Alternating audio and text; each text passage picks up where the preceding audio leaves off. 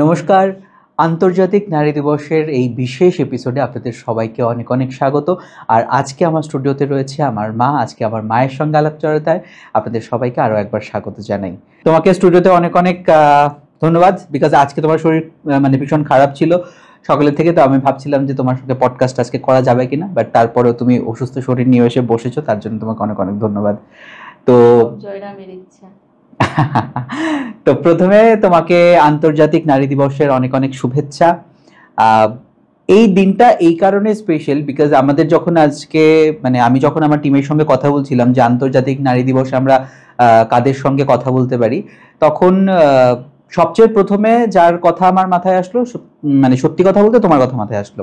কেন কি, আমাদের সবার একটা ব্যাপার রয়েছে কি, আমরা বাড়িতে যারা রয়েছে বা বাড়ির মধ্যে যারা সেই স্ট্রাগলিং ফেসের মধ্যে যাচ্ছে বা তাদের একটা অ্যাচিভমেন্ট রয়েছে, এগুলোকে আমরা সবসময় খুব বেশি একটু নেগলেক্ট করেই চলি আর কি, মানে ওই ঘর কা মুরগি ডাল বরাবর এরকম একটা অবস্থা। তো যাই হোক, আমার কাছে মনে হয়েছে যে তোমার জীবনের এমন অনেক গল্প রয়েছে যেগুলো আমার দর্শক বন্ধুরা হয়তো সবাই জানে না। আর তোমাকে মোটামুটি আমার ফ্রেন্ড লিস্টে সবাই চেনে, সবাই দেখে তোমাকে সোশ্যাল মিডিয়াতে। তো এখনো সবাই তোমার রূপের প্রশংসা করে। তুমি কোত্থেকে শাড়ি কেনো, কোত্থেকে তোমার এই চয়েস, এত সুন্দর করে মিলিয়ে সবকিছু করা, বেশ একটা গোছানো পরিপাটি জিনিস। কিন্তু এই গোছানো পরিপাটি জিনিসের ভেতরের যে জিনিসটা রয়েছে সেটা হয়তো অনেকের অজানা। তো আজকে আমরা আড্ডার মাধ্যমে, কথার মাধ্যমে সেই জিনিসগুলো অল্প অল্প করে তুলে নিয়ে আসার চেষ্টা করব। তো আন্তর্জাতিক নারী দিবসের গল্পটা যদি আমরা ওই একটু অল্প অল্প করে যদি একটু হিস্ট্রিটার দিকে যাই, তাহলে দেখা যায় যে নারীদের অধিকার নিয়ে বেসিক্যালি এই আন্দোলন হয়েছিল একটা সময়। সেই প্রথম বিশ্বযুদ্ধের সময় 19 শতকের একদম দোরগোড়ায় আর কি, যে সেই সময় কি হতো, বাড়ির যে পুরুষরা ছিলেন তারা অধিকাংশ সেই প্রথম বিশ্বযুদ্ধের সময় ইনভলভ ছিলেন সেখানে, যার দরুন সংসারটা চালানোর জন্য নারীদেরকে কর্মসংস্থানের জন্য ওদেরকে ইনভলভ হতে হলো। এবং সেখানে কি হলো, তাদেরকে আমাদের যে একটা ডেডিকেটেড সময় থাকে যে এতটা থেকে এতটা পর্যন্ত আমরা অফিস করব, কাজ করব, তার থেকে বেশি সময় তাদেরকে সেখানে কাজ করতে হতো এবং বিনিময়ে তাদেরকে খুব অল্প সামান্য পারিশ্রমিক দেওয়া হতো। তখন সেখানকার নারীদের ভোটের অধিকার ছিল না। কোনো যদি পলিটিক্যাল ডিসিশন নেওয়া হতো তাহলে সেইখানের পুরুষরাই প্রথম তার সিদ্ধান্ত নেওয়ার অধিকারী ছিলেন। তো এই নিয়ে বিভিন্ন দেশে বিভিন্ন সময়ে আন্দোলন চলতে চলতে একটা সময় যখন সেই নারী স্বীকৃতি, যখন নারীদের অধিকার যখন মান্যতা পায়, তখন বিভিন্ন সময় বিভিন্ন জায়গাতে তার সেলিব্রেশন হতো এবং তারপরে সেটাকে গ্লোবালি একটা জায়গায় সেলিব্রেশন করার জন্য একটা দিন নির্ধারণ করা হয়, দ্যাট ইজ 8 মার্চ। তো এটা হচ্ছে মোটামুটি যে হিস্ট্রিটা আর কি, সেটা হচ্ছে আমাদের হিস্ট্রিটা। তো এইবার আমার তোমার কাছে প্রশ্ন যে তুমি যেই সময়টায় বড় হয়েছো, ধরো আমি আমার যেমন মাসিদেরকে দেখেছি, ওদেরকে হয়তো খুব অল্প পড়াশোনা করেছে, তারপর তাড়াতাড়ি তাদেরকে একটা বিয়ে দিয়ে দেওয়া হয়েছে, এবং তোমাদের যে একটা বয়সের ডিফারেন্স ছিল, মাসিদের সঙ্গে তোমার যে একটা বয়সের ডিফারেন্স ছিল, তুমি তোমার পড়াশোনাটাকে এই যে আপ টু গ্রাজুয়েশন পর্যন্ত, মানে তৎকালীন সময়ে গ্রাজুয়েশন পর্যন্ত, হ্যাঁ হয়তো অনেকেই ডাক্তার, ইঞ্জিনিয়ার, মহাকাশচারীও হয়েছেন সেই সময়, দেশের প্রধানমন্ত্রীও হয়েছেন, কিন্তু আমরা যেই রকম একটা মধ্যবিত্ত বাঙালি পরিবার থেকে বিলং করছি, সেইখান থেকে তোমার অভিজ্ঞতাটা কিরকম? তুমি তোমার পড়াশোনাটাকে ফ্যামিলির ভাবে কিভাবে কন্টিনিউ করে নিয়ে গেলে? সেটা দেখ, তোর দাদু মানে আমার বাবা কিন্তু আগের দিনে মেট্রিক পাস ছিলেন। আচ্ছা। অসাধারণ কোয়ালিটি ছিল বাবার, প্রচণ্ড মেধা। বাবা ছোটবেলা থেকে সবসময় আমাদের বলতো যে পড়াশোনা করতেই হবে, কিন্তু তাদের চিন্তাধারাটা ছিল অন্যরকম। পড়াশোনা করা, একটা ডিগ্রি লাভ করা, বিয়ে দেওয়ার জন্য। আচ্ছা। কিন্তু চাকরি করে তুমি স্বাবলম্বী হবে, ঘরের মেয়ে চাকরি করবে, এই ধারণাটা তখন তাদের মাথায় ছিল না। আচ্ছা। কিন্তু আমি ছোট থেকেই একটু অন্যরকম, সবার থেকে একটু আলাদা, নিজেকে একটু গুটিয়ে রাখতাম। এখনো আমার এই ইয়েটা আছে, এই ভাবটা আছে। আমি অনেক সময় নিজেকে একটু গুটিয়ে রাখি, হ্যাঁ, নিজেকে জানার, বোঝার, এটা মনে হয় আমার নিজেকে ভালোবাসার একটা সাইড। আবার আমি আনন্দ করতেও খুব ভালোবাসি। যেখানে বসি সবাইকে আনন্দ দেওয়ার চেষ্টা করি এবং আনন্দ দিও। আমার অ্যাবসেন্সিটা সবাই ফিল করে, বলে পরে, দিদি তুমি আসোনি, এটা হয়েছে ওইটা হয়েছে, ঠিক আছে। তো যাই আবার সেই প্রসঙ্গে, যে বাবা পড়াশোনার জন্য তদারকি করতেন, কিন্তু উনি বিজনেসম্যান ছিলেন, তো সব সময় আমাদের নিয়ে বসার সুযোগ হতো না। কিন্তু যদি কোনোদিন কোনো কারণে বসতেন, আমাদের বুক ধড়ফড় শুরু হয়ে যেত। আচ্ছা, কারণ সেটা কি সেই রকম? গোড়া থেকে ধরবেন, আচ্ছা গোড়া থেকে একদম গ্রামাটিক্যাল এত সুন্দর করে বুঝাতেন, অনেক কিছুই পারতাম না, ভয়ে আটকে যেত। আচ্ছা হয়তো শিখেছি, মাস্টারমশাইকে পড়া দিয়ে দিয়েছি, কিন্তু বাবাকে এত ভয় পেতাম, বলতে মানে গিয়ে ভয় আটকে বলতে যেত। কি উনি কি খুব মারতেন? একদম না, বাবা তাকালেই ভয় লাগতো। সেটা ছোট্টবেলায়, বাবাকে যখন ভালো করে বুঝতে পারিনি। আচ্ছা কারণ বাবা, মাকে 24 ঘন্টা পেতাম, বাবাকে তো 24 ঘন্টা পেতাম না। হুম ম্যাক্সিমাম টাইমটাই বাবা বাইরে থাকতেন, কদিন পর পর বিজনেসের কারণে কলকাতায় যেতে হতো। তো বাবাকে ছোটবেলাটা ততটা বুঝতে পারিনি, কিন্তু যখন 5-6-এ উঠেছি, হুম তখন বাবার মেধাটাকে খুব ভালো করে বুঝতে পেরেছি। এবং তখন মনে হতো যে বাবার মতন মনে হয় আমাদের গোড়াটা পোক্ত হয়নি। আচ্ছা বাবা যদি ছোট থেকে আমাদের দেখতেন, তাহলে আরো ভালো আমরা তৈরি হতে পারতাম। যাই হোক, তো তাদের ধ্যান ধারণা ছিল, হ্যাঁ পড়াশোনা করুক, করতে করতে যদি ভালো সম্বন্ধ আসে বিয়ে বিয়ে দিয়ে দিয়ে দেওয়া দেবে, হবে। আর পড়াশোনাটা যতদূর বেশি এগোবে, হয়তো একটা আরো ভালো পাত্র পাওয়া যাবে। আচ্ছা এই আচ্ছা হলো তাদের চিন্তাধারা। কিন্তু সংসার সামলাতে হবে, চাকরি করতে হবে, নিজের পায়ে দাঁড়াতে হবে, এই চিন্তাটা কিন্তু আমাদের মাথায় মা বাবা ঢুকিয়ে দেয়নি। তো এটা তোমার মাথায় কি করে আসলো যে আমাকে এটা চাকরি আমার করতে মাথায়, লাগবে? আমি তো নেতাজি স্কুলে পড়াশোনা করেছি, হুম তো হয়তো বা আমার আদর্শটাও তার জন্য একটু ব্যতিক্রম সবার থেকে। আমরা যখন নেতাজি স্কুলে পড়তাম, তখন প্রচন্ড ভালো ছিল স্কুল। স্কুল খুব ডিসিপ্লিন হ্যাঁ, ছিল বিকজ আমাদের প্রচন্ড বাড়ির ডিসিপ্লিন, আর আমি ডিসিপ্লিন লাইফটাই বেশি পছন্দ করি। ঠিক ঠিক এই স্কুলে পড়াশোনা করে আমি ভীষণ গর্ববোধ করি। হুম যদিও এখন শুনি যে আগের মতো অতটা ডিসিপ্লিন নেই, তো যাই হোক, যুগ পাল্টেছে, আগের মানুষও নেই। হুম হুম হ্যাঁ, সবাই সব দিকটা সামলাতে পারে না। আমি হেডমাস্টার হিসেবে সকালের বিভাগে রাধাকান্ত স্যারকে পেয়েছি।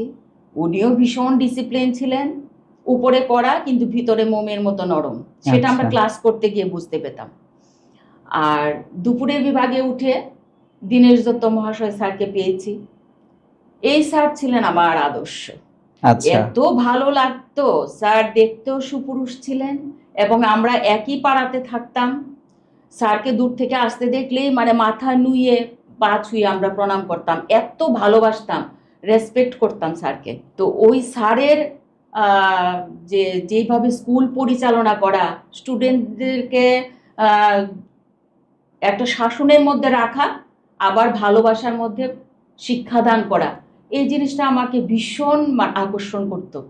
আমি ফলো করতাম, আর মনে মনে স্বপ্ন দেখতাম। বাবা তো চায় না চাকরি করি, কিন্তু আমার তখন থেকে স্বপ্ন আমি শিক্ষিকা হব। আচ্ছা আবার ভাবতাম কি জানি আমার ভাগ্যে কি হবে। তো যাই হোক, কিন্তু প্রথম চাকরির অফারটা বোধহয় তোমার ব্যাংকে হয়েছিল। হ্যাঁ বলছি, এটা পরে বলছি। তো শিক্ষিকা হওয়ার আমার স্বপ্ন ছিল। ক্রমে ক্রমে গ্রাজুয়েশন কমপ্লিট করলাম, তো বসে থাকবো তাই টাইপে ভর্তি হলাম। গ্রাজুয়েশন কি নিয়ে হয়েছিল, কোন আমার সাবজেক্টে? আর্টস বিভাগে হয়েছিল। আমার তোমার সাবজেক্ট ছিল, ফেভারিট আমার সাবজেক্ট ছিল জিওগ্রাফি? আমার favourite subject geography, philosophy, education, এই তিনটা ছিল আমার। আর তখন আমাদের সময়ে মাঝখানে কয়েকটা বছর ইংলিশ আর বাংলার মধ্যে একটা অল্টারনেট হয়ে গেছিল, তো আচ্ছা আমি বাংলা নিয়েই পড়েছি। তারপর ভাবলাম যে পরীক্ষা দিয়ে দিয়েছি, এর মধ্যে কিন্তু আমার কয়েকটা সম্বন্ধ এসে গেছে অলরেডি। আচ্ছা হ্যাঁ, বাবা বিয়ের জন্য বলছে, মা বলছে, কিন্তু বাবা আবার এমনি করা হলেও আবার আমার মনটা খুব বুঝতো। হ্যাঁ, অনেক সময় কথা কথা জানতে চাইতো যে আমি কি করতে চাই, আচ্ছা পড়াশোনা হয়েছে তোকে বিয়ে দিয়ে দেবো, কিন্তু আমি বলতাম যে না, আমি চাকরি পেলে তারপর বিয়ে দেবে, আচ্ছা এখন বিয়ে দেবে না। তো বলতো ঠিক আছে তুই চাকরি করিস, কিন্তু ভালো সম্বন্ধ এলে কিন্তু বিয়ে দিয়ে দেবো। আর আমি পারিপার্শ্বিক পরিস্থিতি দেখে যেটা বুঝতাম, যে বিয়ে একবার হয়ে গেলে আমাদের তখনকার সময়ে আবার সেই পরিবার থেকে গিয়ে চাকরি করা, চাকরিতে ঢোকা একটু টাফ। হুম চাকরি হয়তো স্টাডি করলে পেয়ে যাব, কিন্তু সেই ফ্যামিলি কতটা অ্যালাউ করবে বা কি করবে, কোথায় বিয়ে হবে, এটা নিয়ে খুব ভাবতাম। তো স্পষ্ট করেই মা বাবাকে বলে দিয়েছিলাম।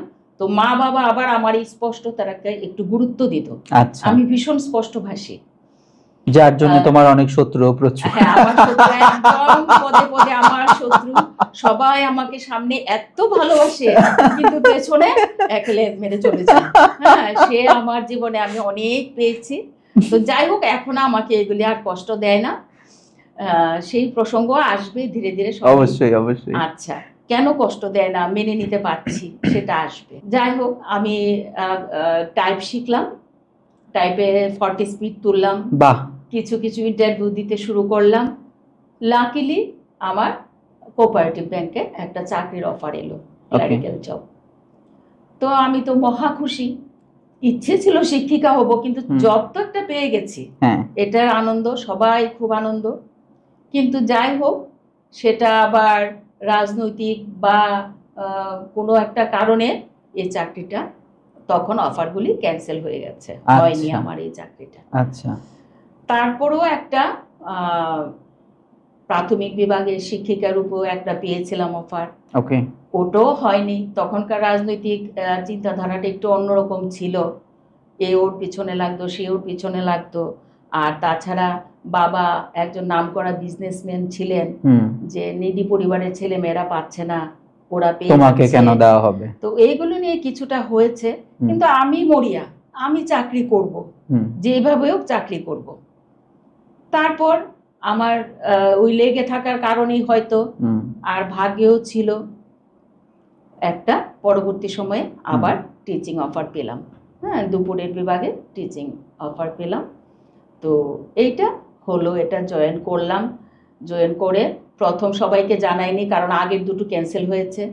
তো এটা জয়েন করার পর তারপর সবাইকে জানিয়েছি। আচ্ছা, বেশ ভালো। তখন আমার যে দাদু দিদা, ওদের মানে কিরকম আনন্দিত হয়েছিলেন? ওরা তো আশা করেনি আমি চাকরি করব, ওদের মনে কিন্তু ছিল না। ভাবলো মিডিওকার স্টুডেন্ট, ও কি আর চাকরি পাবে। কিন্তু সবটাই ভাগ্যের খেলা। পরীক্ষা দিয়েছি, ভাইবা, ওরাল। তো যাই হোক, ভাগ্যের পাশাপাশি আমার তো মনে হয় যে সেখানে তোমারও তো কিছু পরিশ্রম ছিল, ডেডিকেশন ছিল। আমি মরিয়া ছিলাম। এটা তুমি আমাকে বলো যে ভাগ্যের উপরে পড়ে থাকলে তো হবে না, সেখানে তোমার নিজেরও পরিশ্রম করতে লাগবে, চেষ্টা করতে লাগবে। চেষ্টাটা ছাড়লে হবে না, কারণ আমি আমার জীবন দিয়ে দেখেছি, আমি যেই জিনিসটা চাই এবং সেটা যদি একান্তভাবে চাই এবং সেই চেষ্টাটা যদি চালিয়ে যাই, সম্পূর্ণ না হলেও কিছুটা পেয়েছি, সর্বক্ষেত্রেই কিছুটা পেয়েছি। তো সেই একাগ্রতার কারণেই হয়তো এখানে সেখানে ওখানে অনেক দৌড়াদৌড়ি করেছি, ছুটেছি, কোথায় গেলে কি হবে, সেই করে করে এই চাকরিটা হলো। তো মা বাবা তো অপ্রত্যাশিত, অপ্রত্যাশিত জিনিসটা পেলে আমাদের বেশি আনন্দ হয়। তখন সবাই খুব খুশি, সবাই খুব খুশি। এবং আমার যতটা মনে পড়ে, আমার ফ্যামিলিতে তখন মেয়েদের মধ্যে আমিই প্রথম চাকরি পেয়েছি। হ্যাঁ, আমার জেঠু, 2 জেঠুর পরিবার, আমার মায়ের মা, মাসি, এদের প্রত্যেকের পরিবারের প্রথম আমি মেয়েদের মধ্যে চাকরি পেয়েছি। এটা আমার একটা ভীষণ ভালো লাগার বিষয় ছিল, মানে আত্মতুষ্টির বিষয় ছিল। এবার এই চাকরি পাওয়ার মোটামুটি কত বছরের মধ্যে তোমাদের কি, মানে আমার বাবার সঙ্গে তোমার প্রেম করে বিয়ে হয়েছিল নাকি সম্বন্ধ হয়েছিল, কিরকম করে ওই গল্পটা একটু। এই সম্বন্ধ করেই বিয়ে হয়েছিল। মানে বাড়ি ঘরে কি ওরকম রেস্ট্রিকশন ছিল যে মেয়েরা প্রেম করতে পারবে না, ভালোবাসতে পারবে না বিয়ের আগে? আমার বাবার কিছুটা ছিল যে আমরা যেই কাস্ট ওই কাস্টেই বিয়ে হতে হবে। আচ্ছা, তা আমরা অ্যাকচুয়ালি কি, আচ্ছা এই যে কাস্টের ব্যাপারটা এমন ছিল, আমরা ভাবতাম বাবা হয়তো মেনে নেবে না আমরা যদি প্রেম করি, ভালোবাসি কাউকে, আমাদের ধারণা ছিল। কিন্তু পরবর্তী সময়ে বুঝেছি হয়তো আমরা যদি নির্বাচন করতাম এবং সেটা যদি ঠিক হতো, ম্যাচিং হতো, যদি বাবা মেনে নিতেন। আচ্ছা, কিন্তু আমরা ভয়েও পথ মারাইনি, ভয়েই ওই পথ মারাইনি, কারণ বাবা বিজনেসম্যান, একদম আমাদের বাড়ি দোকান দূরত্ব খুব একটা বেশি নয়, চারিদিকে বাবার পরিচিতি, কোথায় বাবার চোখকে ফাঁকি দিয়ে কার সঙ্গে ঘুরবো, কি করবো, এইগুলি তখন ভয়ে মাথায় আসতো না। কলেজে গিয়ে অনেক বান্ধবীদের দেখেছি, ওরা বাবা ওই গাছতলায়, সেই গাছতলায়, ওই গেটের পাশে, ওই তোমাদের ছোটবেলাটা আরেকটু ভালো কেটেছে এই কারণে, কারণ কি তখন রূপসী সিনেমা হলটা চলতো, এবং তুমি যেটা গল্প করতে যে স্কুল ফাঁকি দিয়ে হলেও বা কলেজ ফাঁকি দিয়ে হলেও মাঝে মাঝে সেখানে যাওয়া হতো আর কি। আমার মার খুব বাংলা সিনেমা নেশা ছিল। আচ্ছা হ্যাঁ, বাবা ছুটির দিনেই যেদিন দোকান বন্ধ থাকতো মাকে নিয়ে যেত, আর সঙ্গে আমি তো লেজ আচ্ছা ধরতাম। আমি ছোট, একটু আহ্লাদি ছিলাম বেশি, তো আমার আবদারকে ডিনাই করতে পারতো না। মার কোলে বসেও আমি অনেক সিনেমা দেখেছি, প্রায় মনে আচ্ছা হয় 6-7 পর্যন্ত আমি মার কোলে বসেই দেখেছি। আচ্ছা তারপর আচ্ছা। হয়তো আমার জন্য টিকিট কাটা হতো। আর তখন এত কড়াকড়ি ছিল না, হুম, হুম, ঢুকে হুম, যাওয়া যেত, খালি সিট পেলে বসে যাওয়া যেত। হুম। এই করে করে প্রচুর সিনেমা দেখেছি আমাদের সময়। এইবার আসি তাহলে এই সেই বিয়ের গল্পটা, এই সম্বন্ধটা কিভাবে হলো? কারণ কি সম্বন্ধ- চাকরিওয়ালা মেয়ের জন্য তো এবার সেই রকমই একজন পুরুষ হুম। খুঁজে বার করতে লাগবে। এই সম্বন্ধটা অনেক সম্বন্ধেই এসছে গেছে নানান কারণে। ওই যে বাবার পুষ্টি মেলানোর ব্যাপার, আচ্ছা সেটা না মিলিয়ে দেবে না, রাশি কোণ সেই সেই কত কিছু। তো যাই হোক, তোর বাবার সঙ্গে এই বিয়ের আলাপটা কিন্তু আমার 89-এ বিয়ে হয়েছে। হুম 88 আলাপটা ছিল। আচ্ছা ছিল যে, কিন্তু তোর বাবা চাইছিল চাকরিওয়ালা মেয়ে। আচ্ছা তোর Okay. বাবা চাইছিল চাকরিওয়ালা মেয়ে। আর তোর ছোট কাকু হ্যাঁ প্রথম আমাকে দেখেছে ওই কলেজে আসা যাওয়ার পথে। আচ্ছা ও নেতাজি চৌমুনি এক বন্ধুর দোকানে আড্ডা দিত, ওইখানে আমাকে দেখেছে, কার কার কাছ থেকে খবর নিয়ে জেনেছে আমি সাহা। এবার ওর ছুটদার জন্য লেগে পড়ে উঠেছে। আমার শ্বশুরমশাইকে বললেন, তারপর শ্বশুরমশাইয়ের তরফ থেকে কিভাবে যেন আমাদের বাড়িতে আলাপটা এসেছিল আমার ঠিক এখন মনে নেই, কিন্তু এর মেন উদ্যোক্তা তোর ছোট কাকু। আচ্ছা আচ্ছা যাই হোক, তখন ওরা আমার ছবি না, ছবি অনেক পরে চেয়েছে। তার আগে তোর বাবার অফিসের একজন দাদা ছিলেন, আমি মানুদা ডাকতাম, আমার এক বান্ধবীর ভাই। আচ্ছা হ্যাঁ, মানবেন্দ্র রায়, ওনার সঙ্গে তোর বাবার খুব হৃদ্যতা ছিল। তো ওনার বাড়িতে ওনার বোন আমার ক্লাসমেট ছিল। কিভাবে ওই ওনার বোনের সঙ্গে আমার একটা গ্রুপ ছবি, আমরা আগে সরস্বতী পূজার দিন স্কুলে ঘুরে বেরিয়ে প্রসাদ খেয়ে সবাই মিলে গিয়ে একটা ছবি তুলতাম, এই ট্রেন্ডটা ছিল তখন। তখন তো আর মোবাইল টোবাইল এসব কিছুই নেই, স্টুডিওতে গিয়ে ছবি তোলা, ফোন কিছু একটা বেরিয়েছে এরকম। আর স্টুডিওতে গিয়ে আমরা যে কোনো ওকেশনে স্টুডিওতে গিয়ে আমরা ছবি তুলে নিই। তোমার ছবি তোলার খুব শখও ছিল? খুব শখও ছিল। হ্যাঁ, একটা নতুন ড্রেস কিনলেই সেটা পরে ছবি তুলতে হবে। তো যাই হোক, তোর বাবা ওইখানে দেখেছে ওদের বাড়িতে, তখন মানে দেখে রাজি হলেন যে হ্যাঁ চাকরি ছাড়াই বিয়ে করবো। 88-এর আলাপে। আচ্ছা। তারপর আমি তো আবার এদিকে রাজি না, চাকরি পাবো তারপর বিয়ে করব। ওদেরও হয়তো কি কি কারণে বিয়েটা হয়নি, অন্যদিকে চেষ্টা হয়নি। আমাদের এখান থেকে নেগেটিভ ছিল যে মেয়ে চাকরি না পেয়ে করবে না, আর তোর বাবার পুষ্টিও ছিল না। ওকে। হ্যাঁ, পুষ্টি টুষ্টিও মেলানোর ব্যাপার ছিল, তাই এটা না করে দেওয়া হয়েছে। কিন্তু যখন আমি চাকরি পেলাম, ওরা কিভাবে জেনেছে, প্রায় 2.5 মাসের মাথায় আলাপটা আবার এলো, আবার ঘুরে ফিরে এলো, আবার এলো।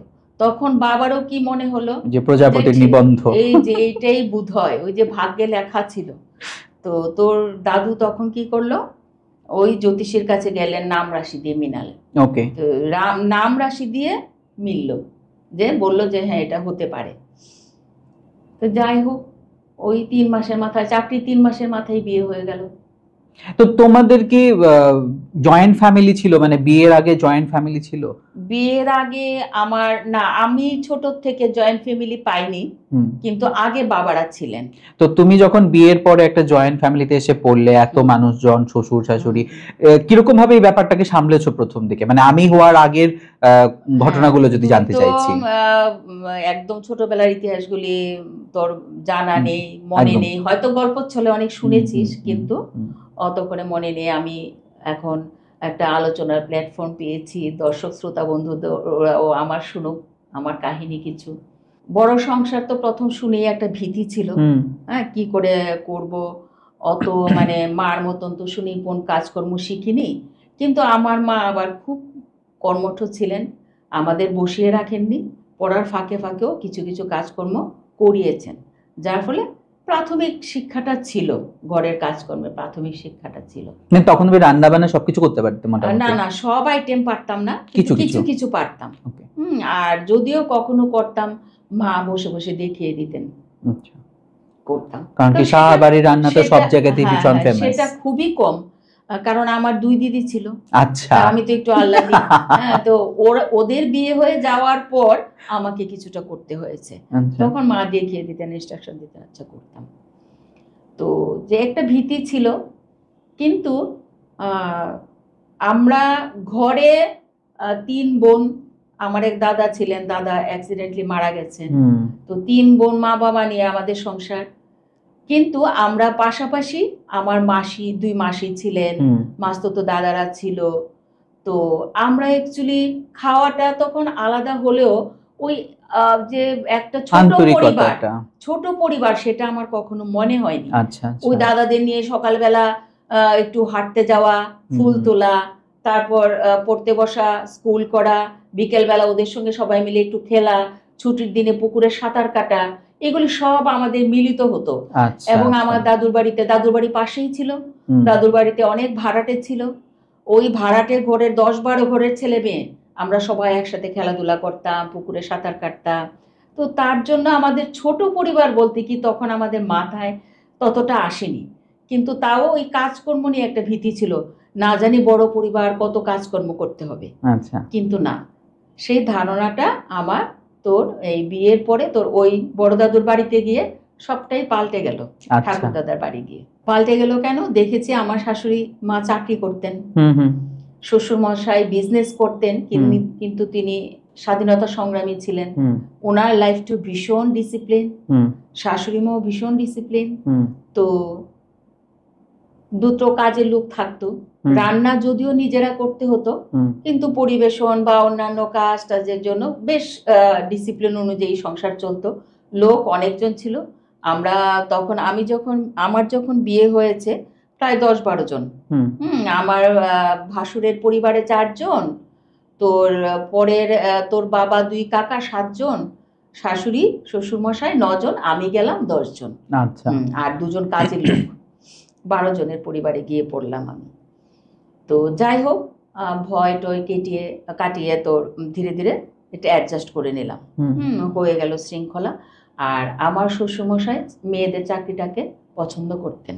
ওকে, যে মেয়েরা পছন্দ, মানে এই চাকরি করা নিয়ে তাদের কোনো আপত্তি ছিল না। ওনার খুব আনন্দ হয়েছে। মানে আমি যতদূর আমার ঠাকুর দাদাকে দেখেছি ততক্ষণ আমার এটা মনে পড়ে যে উনি যেহেতু স্বাধীনতা সংগ্রামী ছিলেন এবং আমার ঠাকুরমাও যেহেতু নেতাজি স্কুলেরই শিক্ষিকা ছিলেন, তো সেই কারণে তাদের মনটাও অনেকটা বড় ছিল, মানে বৃহৎ আকারই দেখতেন ব্যাপারগুলোকে। শিক্ষার প্রতি খুব আগ্রহ ছিল। ওনার 5 ছেলে, 5 জনের জন্য ওনার সাধ্য অনুযায়ী চেষ্টা করেছেন, 2 মেয়ের জন্য করেছেন। সকলেই মানে গ্রাজুয়েশন, কেউ ডাক্তার হয়েছে, কেউ তোর এক জেঠু ছিল উনি রেলওয়ের ক্যাটারিং অফিসার ছিলেন, তোর বাবা গভর্নমেন্ট প্রেসের ফোরম্যান পদে চাকরি করতেন। তো ছোট কাকা বিজনেসে ঢুকে গেছেন, বড় জেঠু লেদার টেকনোলজি পড়েছে, পড়েও তখন বড় ছেলে ওই বাবার বিজনেসে ঢুকে গেছে। শ্বশুর মশাইয়ের রুচিটা আমার খুব পছন্দ হলো। হ্যাঁ, উনি একদম আধুনিক। আচ্ছা, আমি তো আমার এই সুযোগটা পাইনি। আমার ভীষণ ইচ্ছে ছিল যে যদি কখনো আমার দাদুর সঙ্গে বসে পডকাস্ট করার সুযোগ হতো, বিকজ আমি ওনার মুখ থেকে সেই স্বাধীনতা সংগ্রামের গল্প কিছু কিছু শুনেছিলাম, ঠাকুরমার কাছে শুনেছিলাম।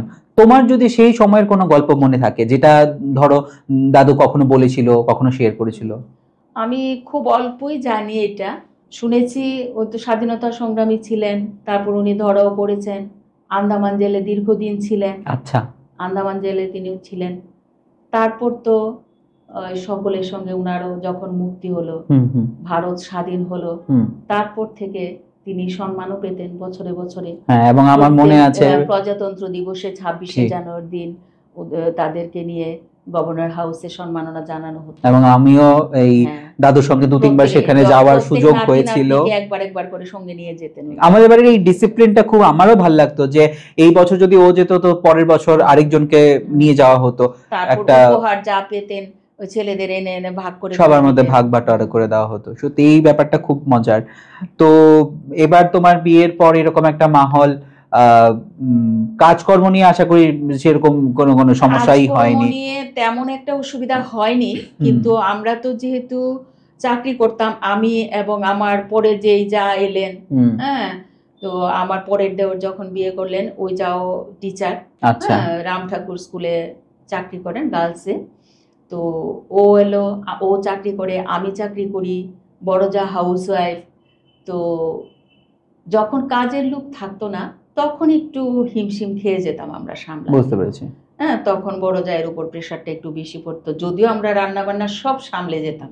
আচ্ছা, কিন্তু দুপুরে তো উনার ওই বিজনেসম্যানের বাড়ি, সব একসঙ্গে খেতে আসে না, একজন একজন করে আসে, তো উনার বিশ্রামটা একটু কম হতো, একজন একজন করে খাবার দিতে হতো, উঠতে হতো, ওই একটু তখন একটু অসুবিধা হয়ে যেত।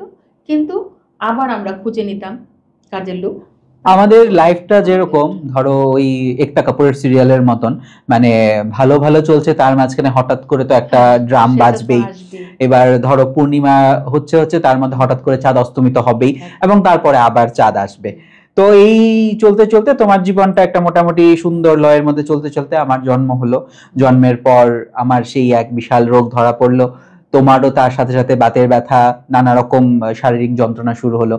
সেই সময়টায় যে স্ট্রাগল, আমার ছোটবেলার কথা যতদূর আমার মনে পড়ে, যে ওই আমি বিছানায় শুয়ে রয়েছি, 4-5টা বালিশ পেছনে দেওয়া, হয়তো তুমি হাত টিপে দিচ্ছ বা পা টিপে দিচ্ছ, বা বাবা কিছু একটা করছে, হয়তো আমাকে মন ভোলানোর জন্য গল্প বলা হচ্ছে, এই ধরনের ব্যাপারগুলো চলছিল। তো এই সময়টায় কিভাবে সামলেছো একে অপরকে? এইখানে আমি আগে একটা কথা বলি, তুই যদি এই প্রশ্নটা আমাকে আর 10-12 বছর আগে করতি, তাহলে তখন হয়তো আমি কেটে কেটে ভাসিয়ে আমার এই ইতিহাস বলতাম। আচ্ছা, কিন্তু দিদি নাম্বার 1 এর মতো। একদম। কিন্তু এখন আমার সেই আমার অতীত নিয়ে এত কষ্ট করেছি, এগুলি ইতিহাস হয়ে আছে, বলবো তোকে আবার।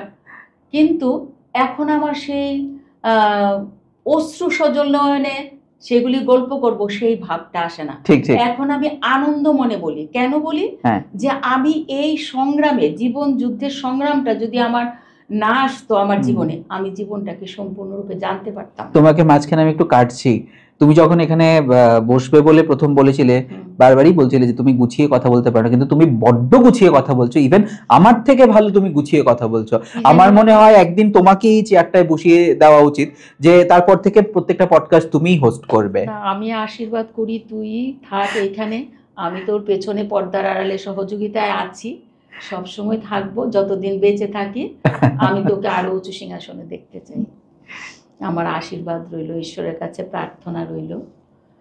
তো কি জানি বলছিলাম, বলছিলে তোমার সেই কাহিনীর কথাটা, যে আজকের দিনে দাঁড়িয়ে কিভাবে বলবে, রাখি যে আমার মাইন্ডটা কি করে চেঞ্জ করতে পারলাম, সেটার অবদান আমার জীবনে এক মহিয়সী নারী, আমি শ্রাবণিকা নন্দীর নাম উল্লেখ না করে এখানে পারছি না। হ্যাঁ, এটা সত্যি কথা। আমি যখন তোর বাবা মারা যায়, তখন ভীষণ একটা ট্রমা পজিশনে ছিলাম। তখন আমার এক দিদি, আমার পরিচিত দিদি, ম্যাডামের এই সন্ধান দিলেন, এখানে উনি আর্ট অফ লিভিং কোর্স করান এবং নলেজ সেশন, নলেজ আলোচনা করেন।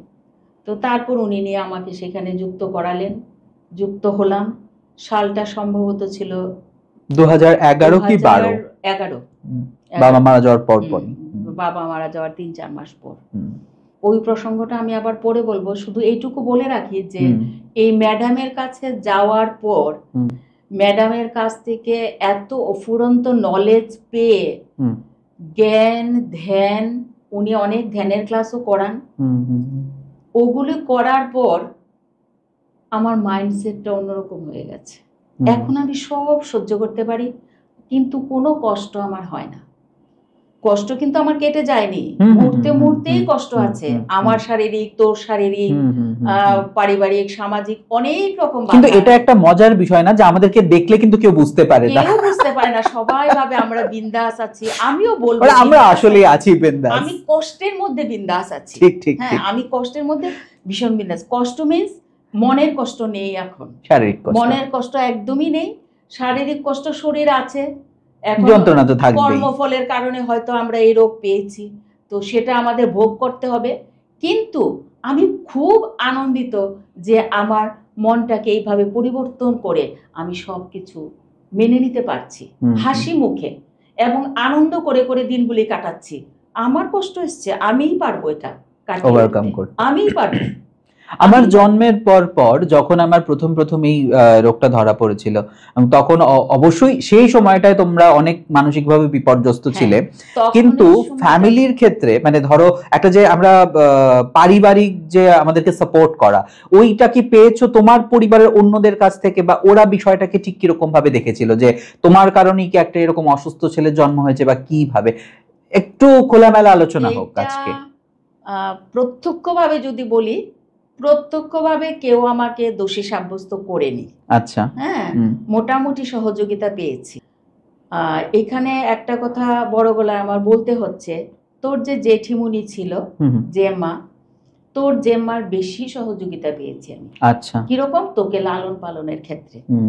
কারণ তোর তো বিভিন্ন সমস্যা হতো, তো আমি কাজের তোর জন্য লোক ছিল, তোকে দেখে শুনে রাখতো, আমি স্কুলে চলে যেতাম, কিন্তু লোকের উপর নির্ভর করে হয়নি। একটা বড় অ্যাক্সিডেন্টও হয়ে গেছিল এই লোকের উপর নির্ভর করে। আচ্ছা। কিন্তু তারপর তোর জ্যাম্মা এগিয়ে এসছে।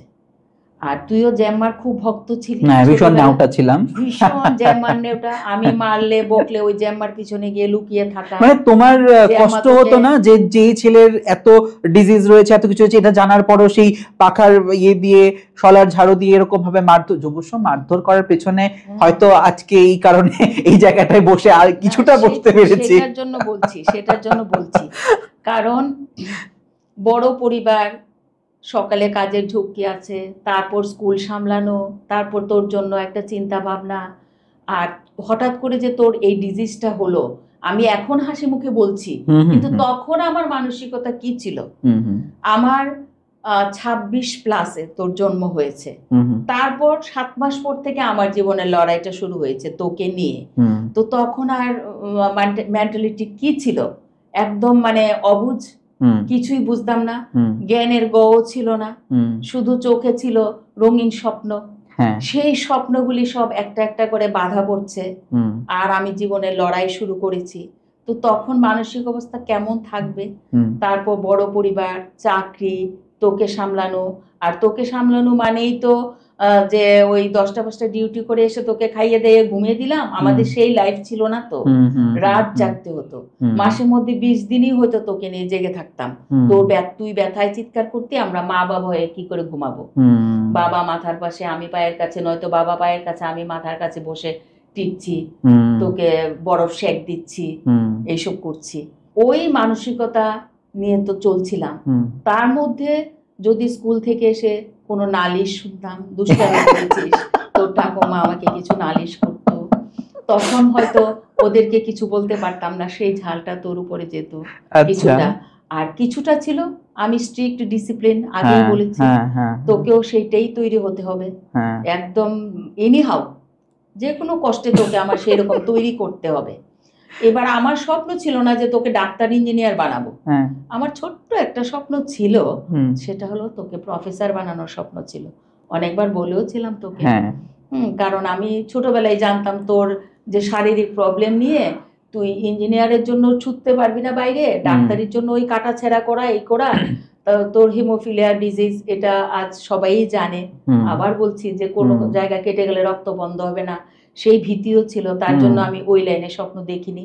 আমি দেখেছিলাম যে পড়াশোনা করবি, করে তুই প্রফেসর হবি, এই স্বপ্ন। তবে জানো তো, আমার এই ব্যাপারটা নিয়ে অনেকদিন মনের মধ্যে একটা ছিল যে কাশ আমি যদি প্রফেসর হয়ে যেতাম। কিন্তু এখন আমার কাছে মনে হয় না যে যেটা হয় তো অবভিয়াসলি ভালোর জন্য হয়।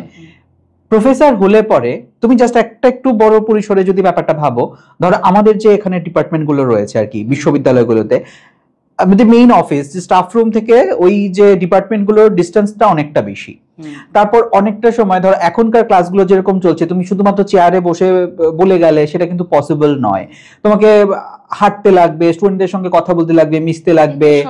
তারপরে ধরো একদমই তাই, তো সেটা আমার কাছে যেটা মনে হয় আর কি, যে এটা বোধহয় ডেইলি লাইফে আমার জন্য কিছুটা বোধহয় প্রবলেমেটিক হয়ে যেত, যে এতটা সময় ধরে দাঁড়িয়ে থাকা, ক্লাস করা, 2 ঘন্টা 1.5 ঘন্টার মতন একটা ক্লাস হয়, তারপর ধরো এত খাতা কাটা, অনেকটা হাঁটা, যেটা বরং এখন আমাকে ব্যাংকে অতটা করতে হচ্ছে না। ধরো একটা জায়গায় বসেই আমি সবটাকে গুছিয়ে উঠতে পারছি আর কি। তো এই জিনিসটা নিয়ে যখন একদিন আমি ডিপলি ভেবেছি, তখন আমার কাছে মনে হয়েছে যে না, যেটা হয়েছে বোধহয় ভালোই হয়েছে, নয়তো আরো খারাপ সেটা থাকতে হয়তো পারতো। হয়েছে, যেটা ভালো হবে ঈশ্বর তো সেটাই করান আমাদের।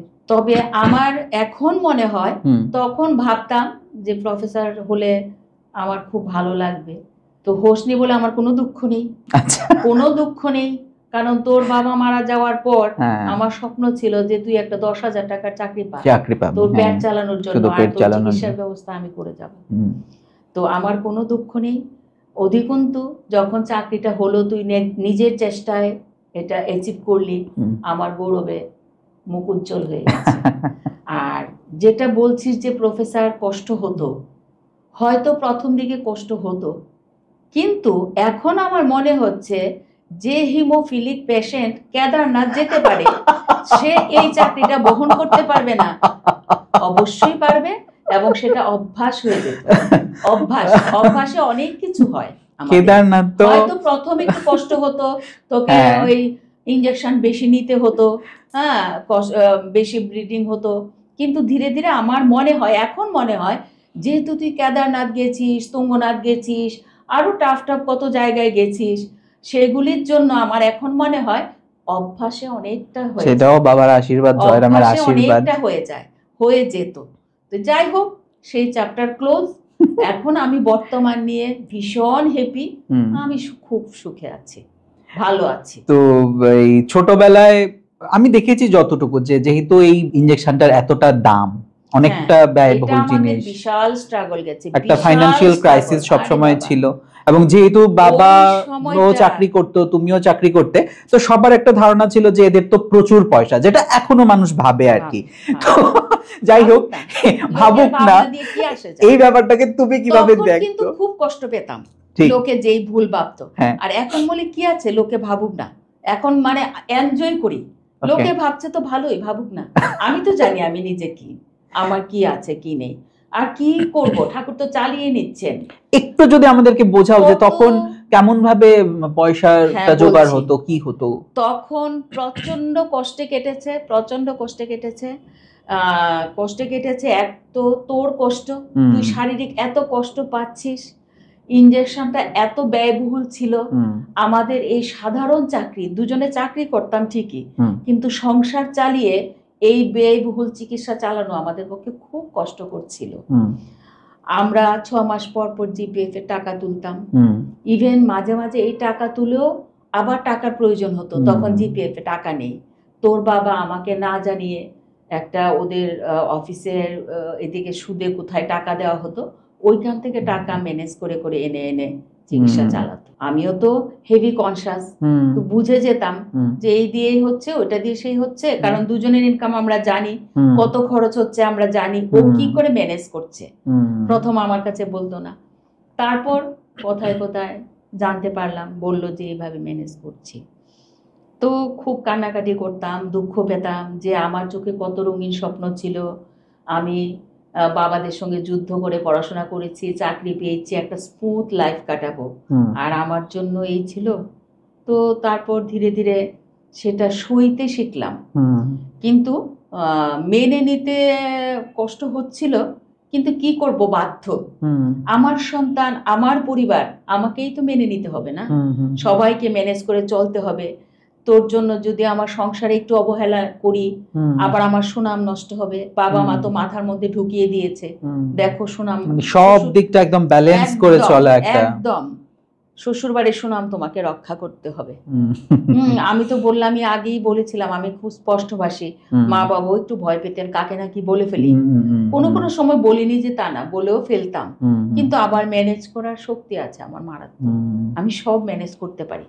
একবার একটু তোমার রাগ উঠেছে, দু কথা বলে দিয়েছি, কিন্তু আমার ভুল হয়েছে, ঠিক আমি আবার ম্যানেজ করে নিচ্ছি, এটা আমার ঈশ্বরের একটা বড় দান। এবার একটু তোমার স্কুলের গল্প শুনবো, তোমার শিক্ষকতার জীবনের গল্প শুনবো, ছাত্রছাত্রীদের কাছ থেকে কি রকম ভালোবাসা পেয়েছো, কলিগদের সঙ্গে কি রকম। স্টুডেন্ট লাইফের গল্প শুনবি না আগে? তোমার স্টুডেন্ট লাইফের গল্পটা আমি পরে আসছি, ওইগুলোর মধ্যে তো অনেকগুলো মজা রয়েছে, এগুলো দর্শকদের জন্য একটু সাসপেন্স থাকুক। ঠিক আছে।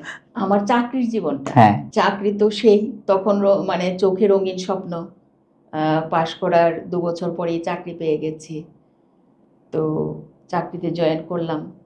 তখন বয়সই বা কত, আমি 24+ চাকরি পেয়েছি। তো প্রথম ইন্দ্রনগর হাই স্কুলে আমার চাকরি হয়েছে।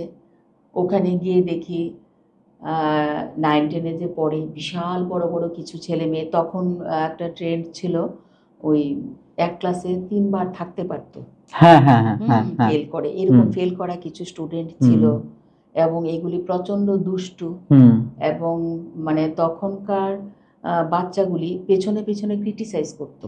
আচ্ছা। ক্রিটিসাইজ করতো। তো সে একটা লজ্জা বোধ, নতুন চাকরি, এত বড় বড় ছেলে, আমার সমান হাইট, আচ্ছা, স্বাস্থ্য ভালো, এমনও 4-5টা ছেলে পেয়েছি, এগুলোকে কি করে ম্যানেজ করব আমি? আমাকে তো ক্লাস দিয়ে দিচ্ছে বড়দের ক্লাসে, জিওগ্রাফি আছে জিওগ্রাফি ক্লাসে পাঠাচ্ছে, বাংলায় পাঠাচ্ছে, এসএসটিতে পাঠাচ্ছে। তো ঠিক আছে, ধীরে ধীরে বুঝতে শিখলাম যে না, অন্যদের ক্লাসগুলোও কিছুটা ফলো করতাম। আচ্ছা, অন্য টিচাররা কি করে ম্যানেজ করছে। তো দেখলাম যে না, আমাকেই ঠিক করতে হবে। তারপর আমি একদম খুব মানে একটু গম্ভীর হয়ে গেলাম। আচ্ছা। প্রথম তো বেশ হেসে খেলে শুরু করতাম, তারপর দেখলাম ওরা একটু মাথায় চড়ে যাচ্ছে। তারপর একদম ক্লাসের শুরুতে প্রথম ক্লাস টিচার মনে আছে আমার, মানে ক্লাস 10-এ ক্লাস টিচার দিয়েছিল আমাকে। তখন 10-এ ওই জিওগ্রাফি টিচার ছিল না। আচ্ছা। একজন স্যার পড়াতেন, কিন্তু যেহেতু আমার সাবজেক্ট ইলেকটিভ ছিল জিওগ্রাফি, বললো যে তুমিই করো ক্লাসটা, ভালো হবে। আমিও ইন্টারেস্ট পেলাম, গেলাম ক্লাসে, করছি। ক্লাস টিচার ওই প্রেজেন্ট প্লিজ দিচ্ছে, কেউ কুম করে আওয়াজ করছে, আমি সব আবার লুক করছি, বা একজনে আরেকজনেরটা দিয়ে দিচ্ছে, সেটাও বুঝতে পারছি আমি ভয়েসে। 4-5 দিনে আমি মানে বুঝে গেছিলাম যে কে কোন আওয়াজটা করতে পারে। যাই হোক, সব আবার লুক করছি। তো করে করে আমি আমার মতন করে নাম টাম ডেকে ওই পড়াশোনা শুরু করলাম। এইবার পড়া তো ওরা শুনতে চাইছে না, পেছনের ওরা, সামনের ওরা খুব ইন্টারেস্ট জাগছে। তারপর আমি হঠাৎ একদিন বইটা বন্ধ করে টেবিলে রেখে পিছনের দিকে গেলাম, বললাম যে কাদের কাদের ক্লাস করার ইচ্ছা নেই, তোমরা খুশি মনে বেরিয়ে যেতে পারো, যাও বাইরে যাও, আমি যারা করতে চায় ওদেরকেই করাবো, তোমরা বেরিয়ে যাও। তখন সবাই মাথা নিচু। আচ্ছা। কেউ আর আওয়াজ দিচ্ছে না। এবার সামনের সবাই হাত তুলে বলছে, না দিদিমণি আমরা ক্লাস করব, আমাদের খুব ভালো লাগছে, বোঝান। আমি জিওগ্রাফিটা সবসময় একটু বোর্ডে এঁকে টেকে বোঝাতাম।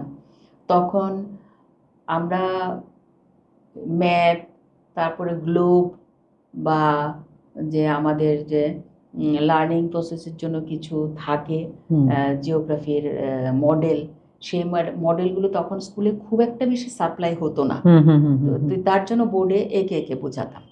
পরবর্তী সময়ে অবশ্য গভর্নমেন্ট এগুলি প্রচুর পরিমাণে সাপ্লাই দিয়েছে, তখন আমরা মডেল দেখিয়ে বোঝাতে পেরেছি, বিভিন্ন মাটির শেপ, পাহাড়ের শেপ, এগুলি বোঝাতে পেরেছি, ম্যাপ তো আছেই। তো যাই হোক, তো আমি যখন এঁকে এঁকে ওদেরকে বোঝাতাম, এটা বেশ ইন্টারেস্ট পেত। তারপর শুরু করলাম এদের মধ্যে একটু পড়ার ছলে মজা করাটা। আচ্ছা। ওই পড়ার ছলে যখন মজা করতাম এবং ওদেরকে এরকম ভাবে বলতাম, তখন দেখলাম যে না, পিছনের ছেলেরা একটু সায় দিচ্ছে। আচ্ছা আচ্ছা, একটু সায় দিচ্ছে। তখন ওদেরকে বললাম, ঠিক আছে তোদের জিওগ্রাফি ভালো লাগে না, ঠিক আছে পড়িস না, অন্তত 5 নাম্বার পাস তো করতে হবে, 20 মার্কসের জন্য তোরা রেডি হো। আমি তোদেরকে ছোট ছোট কোশ্চেন দিয়ে দেব, কিছু ম্যাপ পয়েন্টিং দেখিয়ে দেব, এইগুলি দিয়ে তোরা 5 নাম্বার তুল, আর তোদের কোনটাতে ইন্টারেস্ট বল, আমি সেইটা তোদেরকে ফোকাস করব। কিছু কিছু ছেলে মেয়ে দেখলাম ওই গল্প করতেই ভালোবাসে। তারপর বললাম যে হ্যাঁ ঠিক আছে, তাহলে তোরা যদি গল্পই করতে ভালোবাসিস, ঠিক আছে, খুব ভালো করে গল্প করা শিখ, তাহলে ভবিষ্যতে বাচিক শিল্পী হতে পারবি। হ্যাঁ, বাচিক শিল্পীর কিন্তু এটাও একটা পেশা, এটাও গ্রহণ করা যায়। ওই রকম করে করে একটু স্টুডেন্টদের ভেতরে ঢোকার চেষ্টা করতাম। আচ্ছা। শেষ পর্যন্ত 4-5 বছর চাকরি করার পর এটা আমি একদম সাকসেস হয়ে গেছি। তখন আমার আর ক্লাস ম্যানেজ করতে কোনো কষ্ট হতো না, যে রকম স্টুডেন্টই থাকুক মোটামুটি ম্যানেজ করে নিতে পারতাম। আর পরবর্তী সময়ে তো একটা স্কুল থেকে যখন আর একটা স্কুলে ট্রান্সফার হতাম, ছাত্রছাত্রীরা গলায় ধরে কান্নাকাটি, ম্যাম তুমি যেও না, তুমি যেও না, তোমার পড়া ভালো লাগে, তোমাকে ভালো লাগে, তুমি যে এত গল্প করো, গল্প শুনতে ভালো লাগে। আমি তাদেরকে পড়ার ছলে প্রায়ই গল্প করতাম, দেশ বিদেশ ভ্রমণের গল্প, রূপকথার গল্প, ভৌগোলিক বিষয় নিয়ে গল্প, ইতিহাস নিয়ে গল্প, আমার যতটুকু জানার মধ্যে ছিল আমি ওদেরকে দিতে চেষ্টা করতাম 100%।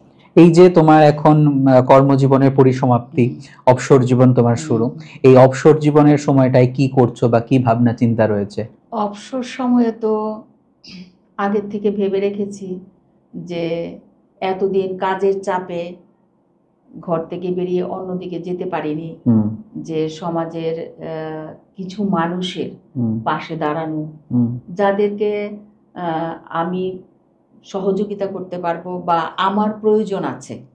হ্যাঁ, আমি তো আর যার প্রয়োজন নেই তাকে গিয়ে বলবো না, তো ওই কাজের সঙ্গে কিছুটা নিজেকে যুক্ত করতে পারলে ভালো লাগবে এবং সেটাই ভাবছি।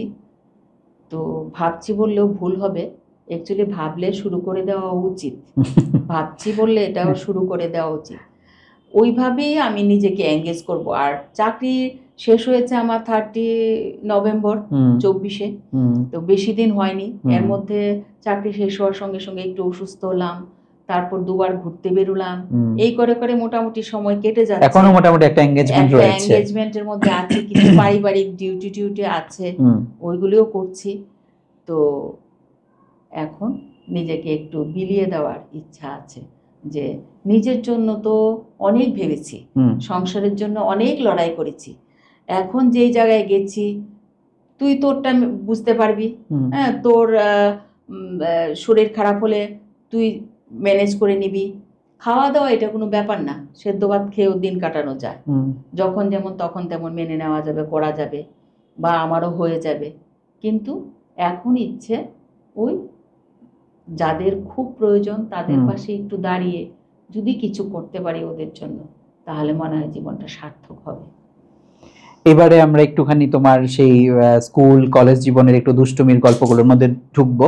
তখন তোমাদের স্কুল থেকে বিভিন্ন সময় শিক্ষামূলক ভ্রমণ যেগুলো হয় সেগুলোর মধ্যে নিয়ে যেত, যেগুলো হয়তো আমরা পাইনি তখন।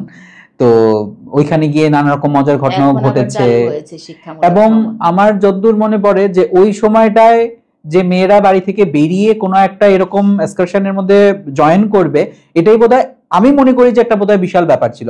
বাড়ি থেকে অ্যালাউ করা, অতটা দূরে যাওয়া, কারণ কি সেটা নিজেদের শহরে নিজেদের রাজ্যের মধ্যেও ছিল না, রাজ্যের বাইরে তোমাদের যেতে হয়েছিল। সেই গল্পগুলো একটু বলো, এবং দাদুকে কিভাবে ম্যানেজ করলে? আমি স্কুল জীবনে ওই বাইরে ঘুরতে যাওয়ার যে একটা ভ্রমণ ছিল শিক্ষামূলক স্টুডেন্টদের জন্য, গভর্নমেন্টের কিছুটা দিত গভর্নমেন্ট, আর কিছুটা নিজেরা বিয়ার করে একটা ভ্রমণে নিয়ে যাওয়া হতো, শিক্ষামূলক ভ্রমণে। সেটা আমি পাইনি, আমার বড় দিদি পেয়েছিল, তো ও করেছে। কিন্তু তারপর আমাদের সময় এটা যে কোনো কারণে, পরিস্থিতির কারণেই হোক, হয়তো টিচাররা তখন আর সামলাতে পারে না, আচ্ছা, বাচ্চারা একটু বেশি বহির্মুখী হয়ে গেছে, যুগ পাল্টে যাচ্ছে, ওটা গভর্নমেন্ট তরফ থেকে ওটা বন্ধ করে দেওয়া হলো স্কুল লেভেলে। আচ্ছা আচ্ছা। তো সেটা স্কুলে আমি পাইনি, সেটা আবার কলেজে গিয়ে পেয়েছি। তো এখন শুনেছি কলেজেও নাকি বন্ধ করে দেওয়া হয়েছে, বা কলেজে যেটা হচ্ছে সেটা বোধহয় খুব লোকালি অল্প একটা জায়গার মধ্যে সীমাবদ্ধ। এমনিতে লোকাল একটা এক্সেশন হচ্ছে, সেটা শিক্ষামূলক বছরে একবার করে, এটা সব স্কুল কলেজে হচ্ছে। এটা মানে আমাদের রাজ্যের মধ্যেই, এটা রাজ্যের বাইরে নয়। আমি যেটা করেছিলাম সেটা আমি কলেজ থেকে দুবার গেছি। একটা গেছি জেনারেল ট্যুর বলতো এটা, এটা প্রত্যেকের জন্য এটা সুযোগ আছে, তো যারা আগে নাম লেখাবে তারাই সুযোগ পাবে। আচ্ছা। তো আমি তো একটা বেড়ানোর জন্য খুবই উৎসাহী ছিলাম, মা বাবা দেবে কিনা সেটা ভাবিনি, নাম লিখিয়ে চলে এসেছি। হ্যাঁ, স্যার ক্লাসে অ্যানাউন্স দিয়েছে, আর সঙ্গে সঙ্গে নাম লিখিয়ে বলছে কালকেই গার্জিয়ানের পারমিশন জানাবে, গার্জিয়ান লিখিত দিতে হবে যে তোমাকে পারমিশন দিয়েছে। তো নাম লিখিয়ে চলে এসেছি। এইবার তো বুক দুরু, বাবাকে বলার সাহস হচ্ছে না, মার পেছনে গিয়ে গুড়গুড় করছি, মাকে বলছি, মা তো মানে দৌড়ে আসছে, তুই যাবি ভ্রমণে, তোর হেলথের এই অবস্থা, তারপর তুই পারবি নাকি সামলাতে সবার সঙ্গে, আর যেতে হবে না, মেয়েরা এগুলো ছেলেরা করবে, বাইরে গিয়ে কখন কি না কি হবে। মা প্রচন্ড বাধা, আর আমি তখন একটু মানে স্লিমই ছিলাম, মানে শারীরিক মনে হয় একটু দুর্বলই ছিলাম ছোটবেলাটাও। আচ্ছা যাই হোক, আবার একটু বড় হওয়ার সঙ্গে সঙ্গে ঠিক হয়ে গেছি। তো ওই ভয়টা মার ছিল, যে আমি কিন্তু কলেজে গিয়ে দিব্যি একদম ওমেন্স কলেজ পর্যন্ত হাঁটা মানে হেঁটে যেতাম, হেঁটে আসতাম। বাবা রিক্সা ভাড়া দিতেন, কিন্তু পয়সা জমিয়ে রাখতাম। আচ্ছা হ্যাঁ, বান্ধবীরা সঙ্গে হেঁটে হেঁটে কলেজে যেতাম আসতাম, তখন প্রচন্ড উদ্যম নিয়ে। কিন্তু মারা তো সবসময় সন্তানকে ওইটাই ভাবে যে না, আমার এই মেয়েটা মনে হয় একটু উইক, ও পারবে কিনা বাইরে গিয়ে সামলাতে। তো যাই হোক, অনেক বললাম, মা কিছুতেই রাজি হচ্ছে না। আচ্ছা যাক, এখানে এটা একটু সমাপ্ত হলো। তারপর বাবা যখন দুপুরে বাড়িতে আসলো দোকান থেকে, স্নান টান করে ভাত খেতে বসবে, বাবা এই ঘরে সুযোগ বুঝে তখন রান্নাঘরে গিয়ে আবার মার সঙ্গে শুরু করলাম। এবার বাবার কানে আওয়াজটা গেল। এইরকমই করতাম আমরা, কিছু যখন বাবার কাছে চাইতে হবে, মার কাছে এমন ভাবে চাইতাম আওয়াজটা যেন বাবার কানে যায়। এটা একটা মানে ট্রিক্স ছিল। তো বাবা শুনে কিন্তু সঙ্গে সঙ্গে অ্যালাউ করে দিতেন, কিন্তু আমরা চাইতেই বাবার কাছে ডাইরেক্ট ভয় পেতাম। আচ্ছা। বড় হয়ে সেটা হয়নি। বড় কলেজে গিয়ে একদম বাবার সঙ্গে মানে ফ্রেন্ডলি হয়ে গেছিলাম, কিন্তু আবার টোরে এটা অ্যালাউ করবে কিনা এটা একটা ভয় ছিল। যাই হোক, মার কাছে বলতে বলতে বাবার কানে গেল। বাবা বললো কি হয়েছে?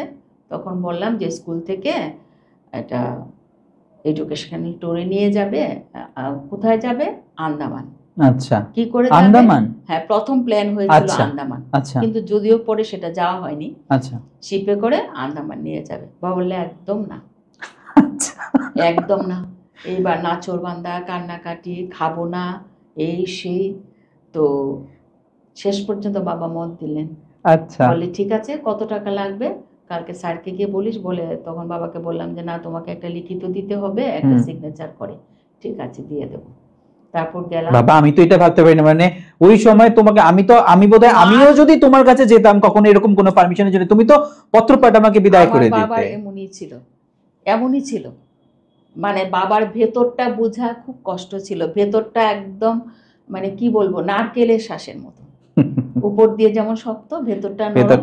কিন্তু ওপরটা দেখে বাবার পার্সোনালিটিটা এত স্ট্রং ছিল, দেখে আমরা ভীষণ সমীহ থেকেই ভয়টা আসতো। আর কিছুটা দুর্বলতা ছিল, বাবা যতটা টাইম পড়তে বলতো ততটা টাইম পড়তাম না। তো এটাও একটু দুর্বলতা ছিল, গেলেই না পড়া ধরে ফেলে বাবা। হ্যাঁ, হয়তো একটা কিছু গ্রামারে জিজ্ঞেস করে ফেলবে। বাবা গ্রামার নিয়ে ভীষণ চর্চা করতো, কি বাংলা কি ইংরেজি। তারপর বাবা মত দিয়ে দিলে তো মহা আনন্দ। এবার মা তো আবার ঘেনে ঘেনে শুরু করলো, হ্যাঁ তুমি মত দিয়ে দিয়েছো, পারবে নাকি? যা হওয়ার হবে, যাবে তো আর অন্য মেয়েরা। ঠিক। তো পরদিন গেলাম, গিয়ে স্যারকে বললাম। স্যার বললো তোদের টোরটা একটু চেঞ্জ হয়েছে, আন্দামান হবে না, আচ্ছা এখন হবে এটা বোম্বে গোয়া। আচ্ছা, আমি বললাম যেটা হোক স্যার, যাবো, বাবা পারমিশন দিয়েছে, বাস ওই যাওয়া। তারপর সব বন্ধুরা মিলে প্রচন্ড মজা করা। মনে হয় যেন মানে কি এক নতুন জগৎ দেখলাম। তখন তো ঘর থেকে বেরোনোর ততটা সুযোগ ছিল না আমাদের। ওই কলেজ আর বাড়ি, বড় জোর একটু হকার্স কর্নার আর সিনেমা হল, ওই ফাঁকি দিয়ে দিয়ে সিনেমা দেখা। মার সঙ্গে তো ছোটবেলায় দেখতাম বেশি, কিন্তু বড় হয়ে ওই ফাঁকি দিয়ে দেখা, ক্লাস আছে বলে গিয়ে দেখা। সেই হলো ভ্রমণ। এটা হলো জেনারেল ট্যুরে। হ্যাঁ, আর আরেকটা ছিল, আরেকটা আমার যে ওই জিওগ্রাফি ছিল, ওই জিওগ্রাফি থেকে এটাকে বলা হতো তখন জিওগ্রাফিক্যাল ট্যুর। এটা আমাদের বাইরে নিয়ে গিয়ে দুটো প্র্যাকটিক্যাল ক্লাস হতো। সেটা নিয়ে গেল আমাদের কলকাতা হলদিয়াতে। আচ্ছা, হলদিয়া বন্দরে একটা হলো ক্লাস, আর পুরীতে। আচ্ছা, উড়িষ্যা। তুমি ওই সময়ই কিন্তু প্রচুর জায়গা মোটামুটি ঘোরা হয়েছে। তারপর আমার মাধ্যমিক পাশের পর বাবা কিন্তু আমার দুই দিদিকে বিয়ের আগে বাইরে নিয়ে যায়নি, কিন্তু আমার ওই বায়নার জন্য কিন্তু মাধ্যমিক পাশের পরে বাবা আবার আমাকে পুরী ঘুরিয়ে এনেছিল। আচ্ছা, এটাও একটা আছে। তো যাই হোক, বললাম তো একটু ন্যাওটা ছিলাম, মানে যেটা চাইতাম সেটা আদায় করে নিতাম। তুমি আমার মনে হয় যে ওই সময় দাঁড়িয়ে যেই অ্যাচিভমেন্ট গুলো করেছো এগুলো মানে প্রচুর ব্যাপার। আচ্ছা, আজকের দিনে দাঁড়িয়ে এই সময় দেখো মেয়েরা ধরো ঘর সামলে বাচ্চা মানুষ করা, চাকরি করা, এটা আমার লাগছে কোথাও না কোথাও হয়তো তারা ম্যানেজ করতে পারছে না। কিন্তু তোমাদেরকে যখন দেখতাম বা আমি যতদূর আমার ছোটবেলাটায় দেখেছি আর কি, যে তোমরা খুব ইজিলি হয়তো সেটা ম্যানেজ করে নিতে। এটার কি একটা কারণ এটা যে আমরা ধরো একটা জয়েন্ট ফ্যামিলি থেকে আজকে নিউক্লিয়ার ফ্যামিলিতে চলে আসছে, এটা নাকি কোনো একটা জায়গায় আমাদের শিক্ষাগত দিক থেকেও কোনো একটা খামতি রয়ে যাচ্ছে বারবার?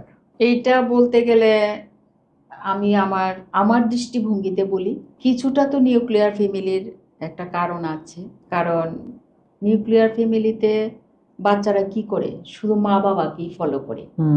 আর কাকি, জেঠি, মাসি, পিসি বা কাছাকাছি না থাকলে কে কি করছে, কে কতটা সংসারে কাজকর্ম করছে, কিভাবে সামলাচ্ছে, সবাইকে দেখতে পারে না। তো মা যদি ওয়ার্কিং লেডি হন, হয়তো তাদের একটা ছাপ পড়ে মনে যে মা তো চাকরি করেও ঘর সংসার রক্ষা করছে। আর যদি ওয়ার্কিং লেডি না হন, হাউস ওয়াইফ হন, তাহলে ওদের স্পষ্ট ধারণাটা হয় না। আর এটা একটা কারণ। আর আরেকটা কারণ আমার মনে হয়, আমাদের সময়ে তো অনেকগুলো ভাই বোন ছিলাম আমরা। হ্যাঁ, আদরটা ভাগ হয়ে যেত, কিন্তু সবাইকেই ভালোবাসতো মা বাবা, কিন্তু তাও আদরটা ভাগ হতো। আর এখন তো প্রত্যেক পরিবারে একটা দুটো, বেশি আদরে কিছুটা বিগড়ে যায়।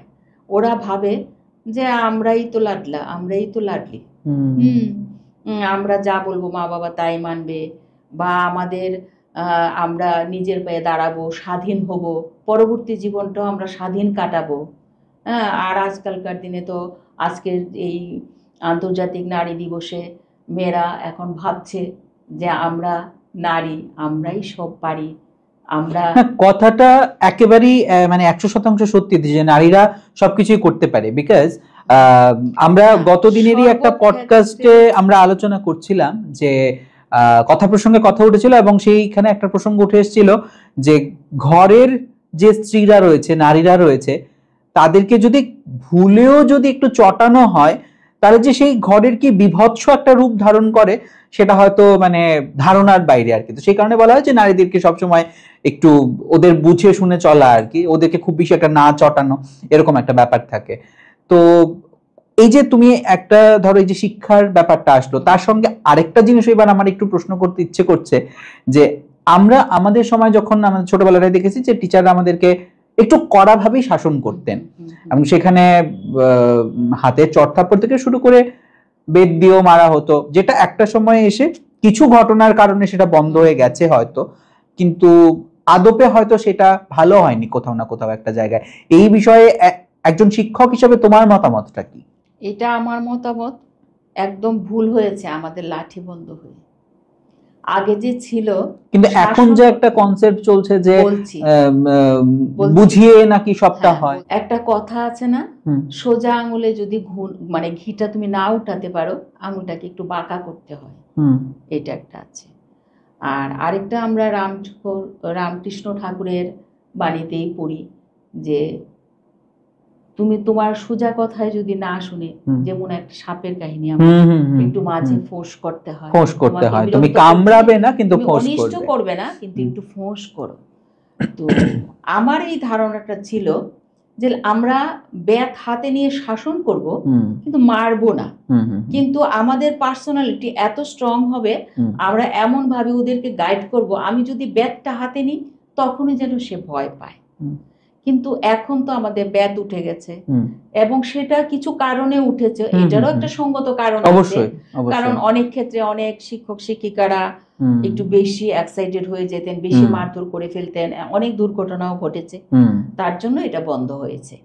কিন্তু হ্যাঁ, ঠিক আছে, আমি টাচ করব না স্টুডেন্টটাকে, কিন্তু আমি হাতে নিয়ে ওকে একটু ভয় দেখাতে পারি আমি বিভিন্ন কৌশলে।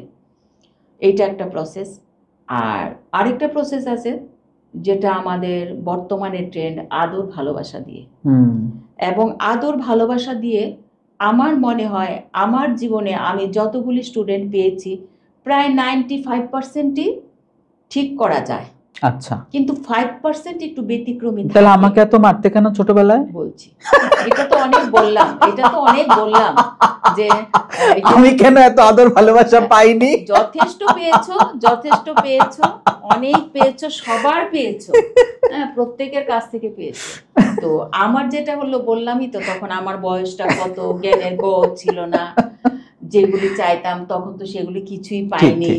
তার জন্য হয়তো একটু নালিশ শুনলেই তখন মাথাটা বিগড়ে যেত।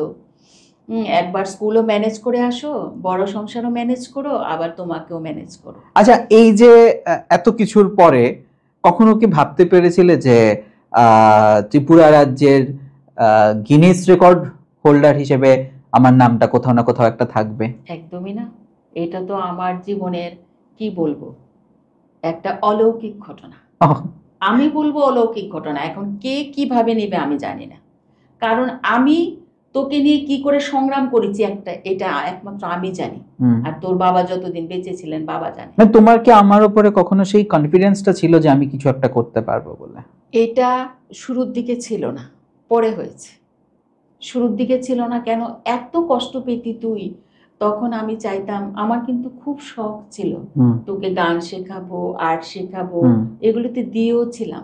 কিন্তু আমার মনে হয় আমার এই যে যা কিছুই জিনিস আমি করতে পেরেছি, এটা বোধহয় তোমার বিভিন্ন কাজ থেকে দেখে আমার সেটা শেখা, অথবা কোথাও না কোথাও তোমাদের অনুপ্রেরণা আমাকে ওই জায়গাটায় ইসে করেছে। এবং তুমি যেটা বলেছে যে তোমার অনেক রকমের নেচার তো আমার মধ্যে রয়েছে, যেরকম তুমিও একটু ওই ঘাটতারা টাইপের ছিল আর কি, বাবা না বললো যে এটা করা আর কি, ওটার কিছুটা তো আমার মধ্যে রয়েছে। সেবার তুমি না বললে আমি হয়তো লুকিয়ে ছবি আঁকতাম, একে আমার হাত ব্যথা হতো, সেটা নিয়ে আবার বকা খেয়েছি, মার খেয়েছি। কিন্তু আমি কিন্তু একটু যৌক্তিক ছিলাম।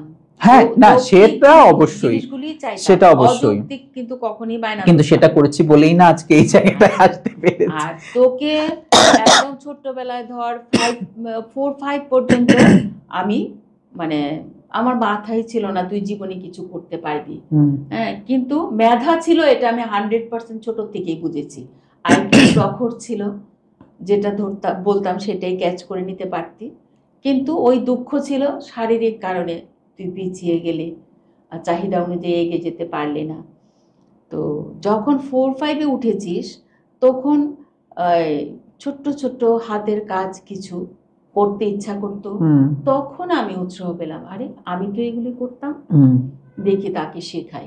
ওই তোকে তখন শেখালাম যে একটা ডিমের খোলস দিয়ে কি করে পেঙ্গুইন বানাতে হয়, একটা চামিচ দিয়ে জোড়া দিয়ে কি করে পুতুল বানাতে হয়, তোকে কিছু কাঠ চুমকি এগুলি এনে এনে দিতাম, একবার দেখিয়ে দিতাম এটা কর, আজকে তুই একটা বানালে পরের দিন দেখতাম তুই আরেকটা নতুন আইডিয়া বানাচ্ছিস।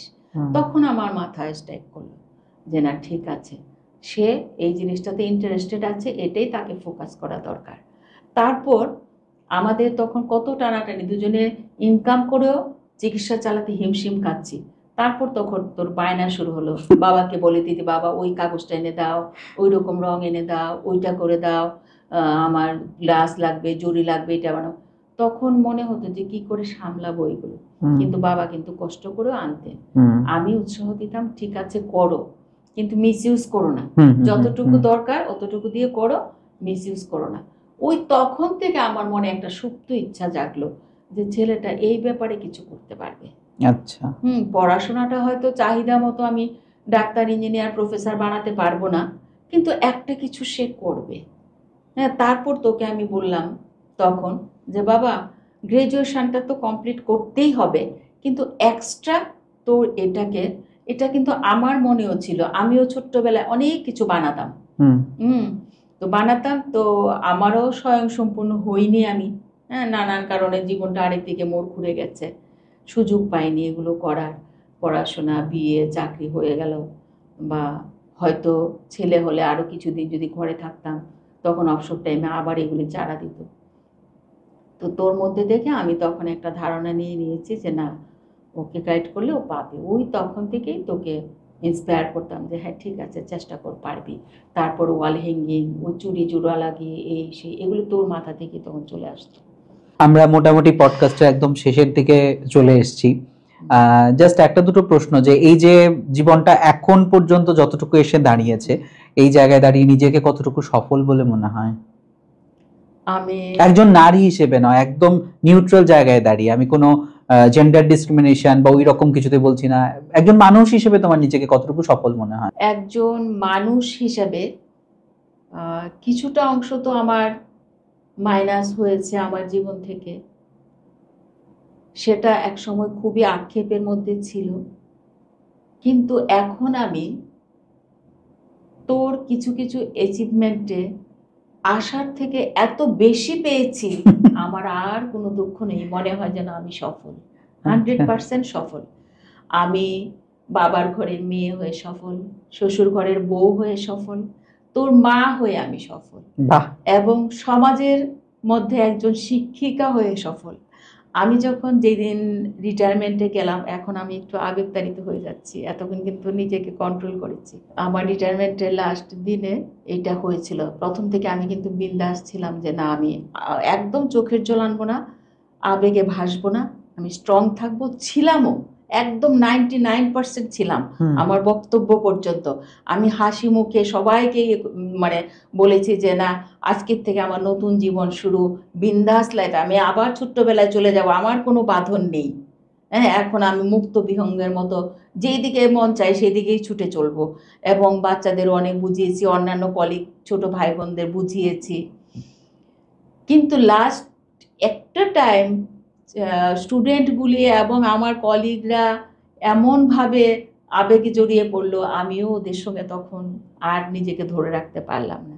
তো আজকে আমার ওই সফলতার জায়গাটা তুই যখন প্রশ্ন করলি, এসে একটু আবেগতাড়িত হয়ে যাচ্ছি। কোনো কোনো ব্যাপারে হয়তো আমি জীবনে একটু কম পেয়েছি, কিন্তু আমি সফল। কেন সফল আমি মনে করি নিজেকে? কারণ আমি ম্যাডামের নলেজে পেয়েছি যে নিজের দিকে তাকাও, নিচের দিকে তাকালে তুমি তোমাকে বুঝতে পারবে, জানতে পারবে। উপরের দিকে তো আমরা সবাই তাকাই, হ্যাঁ উপরে তাকাবো, কখন তাকাবো? যখন আমার নিজেকে, নিজের মনকে উন্নত করতে হবে, আধ্যাত্মিকতার শিখরে পৌঁছাতে হবে, নিজেকে জানতে হবে, নিজের মনকে স্থির করতে হবে, তখন আমি উপরের দিকে তাকাবো।